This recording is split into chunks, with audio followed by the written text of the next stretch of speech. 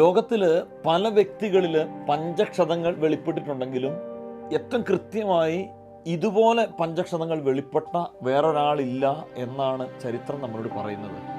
മരിയുടെ ശരീരത്തിൽ പ്രത്യക്ഷപ്പെട്ട 5 മുറിവുകളും വളരെ എവിഡൻ്റ് ആയിരുന്നു. 1929 നോമ്പ് കാലഘട്ടത്തിൽ മരിയുടെ ജീവിതത്തിൽ മറ്റൊരു പഞ്ചക്ഷതം കൂടി കാണപ്പെട്ടു. ക്രിസ്തുവിൻ്റെ ഹൃദയം കുന്തത്താൽ കുത്തി തുറക്കപ്പെട്ടതുപോലെ മരിയയുടെ ഹൃദയത്തിലും ഒരു മുറിവ് കാണപ്പെട്ടു. അവൾ മരിച്ച് ഏതാണ്ട് 10 വർഷത്തിന് ശേഷം 1947 അവളുടെ കല്ലറ ഓപ്പൺ ചെയ്യുമ്പം അവളുടെ ശരീരം അഴുകാതിരിക്കുന്നതായാണ് കാണപ്പെട്ടത്.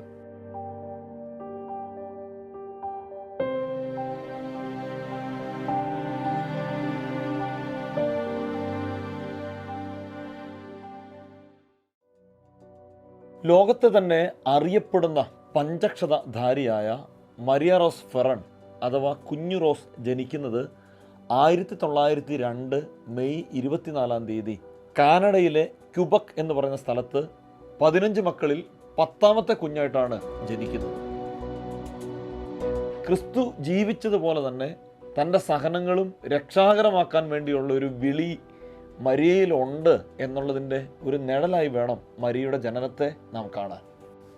15 മക്കളിൽ 10ാമത്തേവളായ മരിയ തീർത്തും വ്യത്യസ്തയായിരുന്നു. ക്രൂശിത രൂപത്തോടും ക്രിസ്തുവിൻ്റെ പീഡാസഹനത്തോടൊക്കെ മരിയയ്ക്കൊരു വല്ലാത്തൊരു അടുപ്പവും ഭക്തിയുമൊക്കെ ഉണ്ടായിരുന്നു. അതുപോലെ ചെറുപ്പത്തിൽ തന്നെ മരിയ പരിശുദ്ധ അമ്മയെയും വിശുദ്ധ ജെറാർഡ് മജല്ലയെയും അതുപോലെ വിശുദ്ധ അന്തോനീസിനെയും ഒക്കെ കൂടെ കൂട്ടി അവരോടൊക്കെ ചേർന്നാണ് തൻ്റെ വിശ്വാസ ജീവിതം നയിച്ച് പോരുന്നത്. കൗമാരത്തിൽ തന്നെ മരിയയ്ക്ക് തളർവാദം പിടിപെട്ടു. മരിയയുടെ ശരീരം ഭാഗികമായി തളർന്നു എന്ന് മാത്രമല്ല, ഇടത് കൈയും വലതു കാലും മുഴുവനായി തളർന്നു. അപ്പോൾ മരിയയ്ക്കൊരു കാര്യം മനസ്സിലായി, ഇനി തൻ്റെ ജീവിതം ദുരിതപൂർണമാകാനായിട്ട് പോവുകയാണ്. കൊടിയ സങ്കടങ്ങളിലൂടെ താൻ നടന്നു നീങ്ങണം എന്ന ചിന്ത മരിയയെ ഭയങ്കരമായിട്ട് ഭാരപ്പെടുത്തി. അത് മരിയയെ സങ്കടപ്പെടുത്തി എന്നത് മാത്രമല്ല, വല്ലാത്തൊരു ഏകാന്തത മരിയയെ വരിഞ്ഞു മുറുക്കി എന്നതാണ് സത്യം.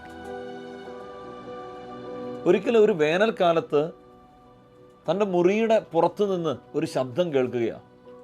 അപ്പോൾ അവളുടെ ജനാലയിലൂടെ പുറത്തേക്ക് നോക്കുമ്പോൾ തൻ്റെ തന്നെ പ്രായത്തിലുള്ള തൻ്റെ സഹോദരങ്ങൾ, തൻ്റെ ഫ്രണ്ട്സൊക്കെ ഒരു ഞായറാഴ്ച ദേവാലയത്തിലേക്ക് പോകാൻ ഡ്രസ്സൊക്കെ അണിഞ്ഞ് പുറത്തേക്ക് പോവുകയാണ്. മരിയയ്ക്ക് ഭയങ്കരമായി സങ്കടം തോന്നി.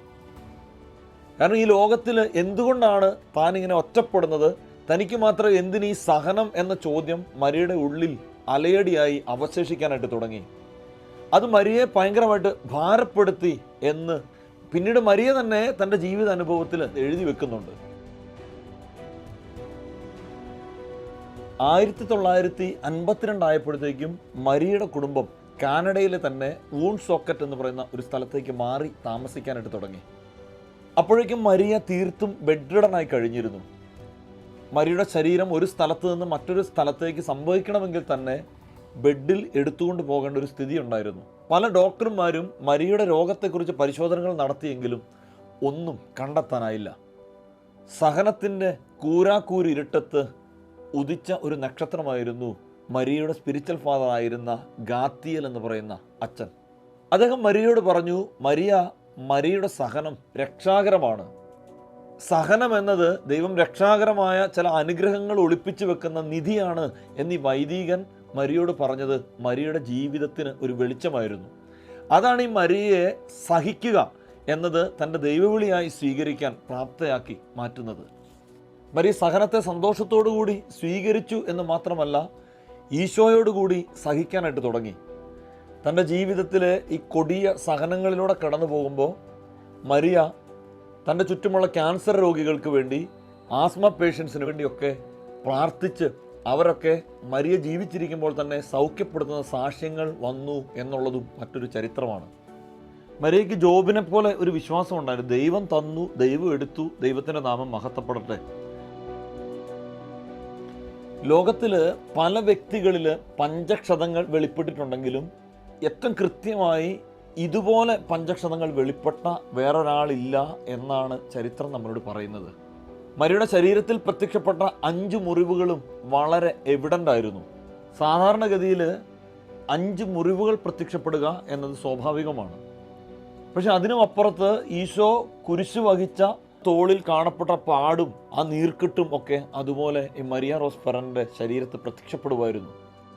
പലപ്പോഴും മരിയ റോസ് ഫെറന്റെ ശരീരത്ത് പഞ്ചക്ഷതങ്ങൾ പ്രത്യക്ഷപ്പെടുക എന്നതിനപ്പുറം കണ്ണിൽ നിന്ന് പോലും ചോര പുറത്തേക്ക് ഒഴുകുമായിരുന്നു. 1926 ആയപ്പോഴത്തേക്കും മരിയയുടെ ശരീരത്തിൽ ചാട്ടവാറടിയുടെ പാടുകൾ പോലും പ്രത്യക്ഷപ്പെടുമായിരുന്നു. ശരീരം ക്രൂശിതന്റെ ശരീരം പോലെ കാണപ്പെടുമായിരുന്നു. 1927 ആയപ്പോഴത്തേക്കും മരിയയുടെ കൈകളിൽ ആണിപ്പഴുതുകളുടെ പാടുകൾ പ്രത്യക്ഷപ്പെടുക മാത്രമല്ല, ഈ ശരീരത്തുണ്ടാകുന്ന മുറിവുകളിലൊക്കെ ഇങ്ങനെ നീര് കെട്ടി വല്ലാത്ത ഒരു വീർത്ത നിലയിൽ മരിയയുടെ ശരീരം കാണപ്പെടുമായിരുന്നു. പലപ്പോഴും മരിയയ്ക്ക് ക്രൂശിതന്റെ വേദന തൻ്റെ ശരീരത്തിൽ അനുഭവിക്കാൻ കഴിയുമായിരുന്നു. മസിലുകളൊക്കെ ഇങ്ങനെ പറഞ്ഞു പോകുന്നതിനെക്കുറിച്ച് മരിയ തന്നെ തൻ്റെ പഞ്ചക്ഷതങ്ങളിൽ താൻ അനുഭവിക്കുന്ന വേദനയെക്കുറിച്ച് പറഞ്ഞിട്ടുണ്ട്. 1928 ജനുവരി ആയപ്പോഴത്തേക്കും മരിയയുടെ ശിരസിൽ യേശുവിൻ്റെ മുൾക്കിരീടമണിഞ്ഞ പാടുകൾ പ്രത്യക്ഷപ്പെടാനായിട്ട് തുടങ്ങി. മുള്ളുകൊണ്ട് ഇങ്ങനെ കുത്തി മുറിവേൽപ്പിക്കുന്ന പോലുള്ള വേദന പലപ്പോഴും മരിയ അതിൽ നിന്ന് അനുഭവിച്ചിരുന്നു. ആ പാടുകൾ പിന്നീട് ഒരിക്കലും അപ്രത്യക്ഷമായതേ ഇല്ല.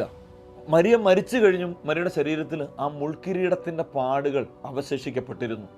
1929 നോമ്പ് കാലഘട്ടത്തിൽ മരിയയുടെ ജീവിതത്തിൽ മറ്റൊരു പഞ്ചക്ഷതം കൂടി കാണപ്പെട്ടു. ക്രിസ്തുവിൻ്റെ ഹൃദയം കുന്തത്താൽ കുത്തി തുറക്കപ്പെട്ടതുപോലെ മരിയയുടെ ഹൃദയത്തിലും ഒരു മുറിവ് കാണപ്പെട്ടു. 1930 ഓഗസ്റ്റ് മാസമായപ്പോഴത്തേക്കും മരിയയുടെ ശരീരത്തിൽ നിന്നും പഞ്ചക്ഷതങ്ങളുടെ പാടുകൾ പയ്യെ മാഞ്ഞു പോകാനായിട്ട് തുടങ്ങി. തൻ്റെ പഞ്ചക്ഷതങ്ങളെക്കുറിച്ച് ദുരാരോപണങ്ങൾ ഉന്നയിച്ചവരെയൊക്കെ താൻ സ്നേഹിക്കുന്നു, അവർക്ക് വേണ്ടിയൊക്കെ പ്രാർത്ഥിക്കുന്നു എന്നാണ് മരിയ അവസാനം പറഞ്ഞത്. അങ്ങനെ കാലങ്ങൾ ദുസ്സഹമായ പീഡകളിലൂടെ ക്രിസ്തു അനുഭവിച്ച സഹനത്തിൻ്റെ ഒരു പങ്ക് അനുഭവിച്ച് ഒരുപാട് ആത്മാക്കളുടെ രക്ഷയ്ക്ക് വേണ്ടി തൻ്റെ സഹനത്തെ കാഴ്ചവെച്ച് 1936 മെയ് 11 മരിയ തൻ്റെ ജീവിത ദൗത്യം പൂർത്തിയാക്കി ദൈവത്തിൻ്റെ സന്നിധിയിലേക്ക് കടന്നുപോയി. 33 വയസ്സിൽ ഈശോ തൻ്റെ ജീവിത ബലി പൂർത്തിയാക്കി പാപികളെ രക്ഷിക്കാനായി കുരിശിൽ തൻ്റെ ജീവൻ ഹോമിച്ചതുപോലെ മരിയ തൻ്റെ 33 വയസ്സിൽ തൻ്റെ ജീവിത ദൗത്യം ആത്മാക്കളുടെ രക്ഷയ്ക്ക് വേണ്ടി തൻ്റെ സഹനബലി പൂർത്തിയാക്കി കർത്താവിൻ്റെ സന്നിധിയിലേക്ക് യാത്രയാവുകയാണ് ഉണ്ടായത്.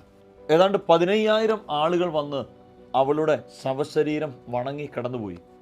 ഏതാണ്ട് 4,000-ഓളം ആളുകൾ അവളുടെ ശവസംസ്കാര ശുശ്രൂഷയിൽ പങ്കെടുത്തു. അവൾ മരിച്ച് ഏതാണ്ട് 10 വർഷത്തിന് ശേഷം 1947 അവളുടെ കല്ലറ ഓപ്പൺ ചെയ്യുമ്പം അവളുടെ ശരീരം അഴുകാതിരിക്കുന്നതായാണ് കാണപ്പെട്ടത്. വിശുദ്ധിയുടെ ഒരടയാളമായി കാണാനായിട്ട് പറ്റും അവളുടെ ശരീരം ഇന്നും അഴുകാതിരിക്കുന്നത്. അവൾ ജീവിച്ചതും സഹിച്ചതും മരിച്ചതുമൊക്കെ ക്രിസ്തുവിനോടുള്ള സ്നേഹത്തെ പ്രതി മാത്രമായിരുന്നു. ഈ പഞ്ചക്ഷതധാരികളൊക്കെ നമ്മളെ ഓർമ്മിപ്പിക്കുന്നൊരു കാര്യം ക്രിസ്തുവിൻ്റെ സഹനം റിയലാണ് എന്നുള്ളതാണ്. പഞ്ചക്ഷതങ്ങളെ അങ്ങ് മാറ്റി നിർത്തിയാൽ നമ്മുടെയൊക്കെ ജീവിതത്തിൽ ഉണ്ടാകുന്ന ആത്മീയവും ശാരീരികവും മാനസികവുമായ ചില ക്ഷതങ്ങളുണ്ട്, ചില സഹനങ്ങളുണ്ട്. ആ സഹനങ്ങളെ മരിയ റോസ് ഫെറൻ ക്രിസ്തുവിൻ്റെ സഹനത്തോട് ചേർത്ത് വെച്ച് വിശുദ്ധീകരിച്ചതുപോലെ നമ്മളും ക്രിസ്തുവിൻ്റെ സഹനത്തോട് ചേർത്ത് വെച്ച് വിശുദ്ധീകരിച്ചാൽ ആ സഹനം ഒരു കൃപയായി മാറും എന്നുള്ളതാണ് സത്യം. ഒരാപ്പിളിൽ എത്ര വിത്തുണ്ട് എന്ന് കണ്ടെത്താൻ വളരെ എളുപ്പമാണ്. പക്ഷേ ഒരു വിത്തിൽ എത്ര ആപ്പിളുണ്ട് എന്ന് മനസ്സിലാക്കാൻ നമുക്കൊരിക്കലും സാധിക്കില്ല. എന്ന് പറയുന്ന പോലെയാണ് സഹനങ്ങൾ. കാരണം സഹനങ്ങൾ നമ്മുടെ ജീവിതത്തിലൂടെ ഒരു കൃപയല്ല 1000 കൃപകൾ തരും, ഒടുക്കം നമ്മളെ ദൈവത്തോടൊപ്പം എത്തിക്കും എന്നുള്ളതാണ് സത്യം. വിശുദ്ധ കുർബാനയുമായി ബന്ധപ്പെട്ട വീഡിയോകൾ നിങ്ങൾക്ക് ലഭിക്കാൻ ഈ ചാനൽ സബ്സ്ക്രൈബ് ചെയ്യുക.